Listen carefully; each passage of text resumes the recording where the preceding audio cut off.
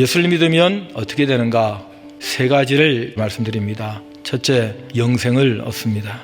24절에 보니 하나님을 믿는 자는 영생을 얻었고 심판에 이르지 아니한다. 얻을 것이다 그러지 않고, 영생을 얻는다 그러지 않고, 영생을 얻었다, 과거형으로 말을 합니다. 왜 과거형으로 말했을까요? 여러분, 믿을 만한 게 아닙니다. 믿을 만한 게 못 돼요.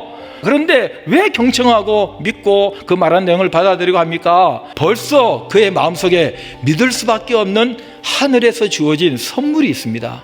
선물로 믿음을 받았으니 그 믿음으로 듣고 따르고 고백하게 된다 하는 논리의 순서를 놓치시면 안 됩니다. 하나님을 믿게 되는 영적 순서가 있기 때문에 과거형을 쓴 것입니다.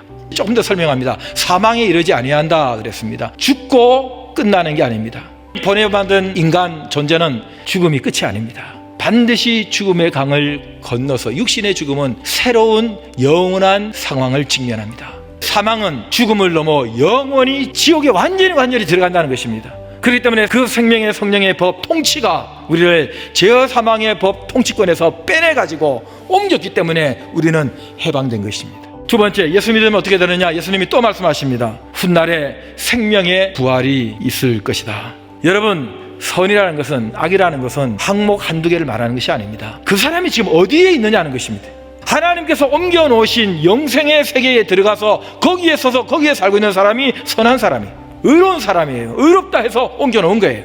영원한 생명을 주셨으니 너무너무 감사하니 내가 주님을 기쁘시게 주님 뜻대로 살아야지, 이 길을 가르쳐서 선한 길이고 이 길에서 하는 일들을 우리는 선한 일이라고 얘기하는 것입니다. 옮겨놓으신 자리에서 하나님 생각하면서 열심히 살아가는 것이 선한 일입니다. 그런 사람이 나중에 생명의 부활로 나오게 되고 주님 따라 영원한 천국에서 살게 될 것입니다. 마지막 세 번째, 본문에는 없지만 다른 본문에 있는 예수 믿으면 어떻게 되느냐? 고난의 삶을 산다.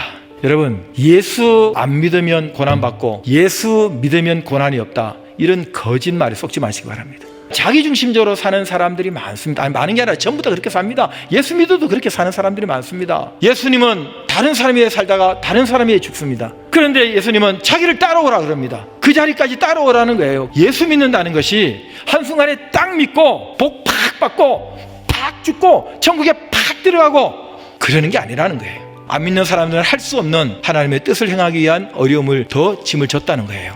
더 용서하고 더 사랑하고 더 섬기고 해야 되기 때문에 우리도 똑같이 거기를 가야 돼요.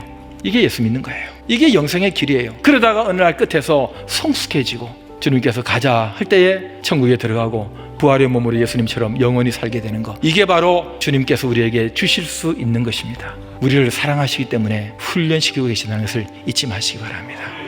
이게 믿음입니다. 뭐가 중요한지를, 뭐가 우리를 살게 하고 뭐가 우리를 만들어가고 있는지를 볼 수 있는 눈이 있어야 합니다. 여러분, 이런 진정한 믿음의 사람이 될 수 있기를 주의 이름으로 축복합니다.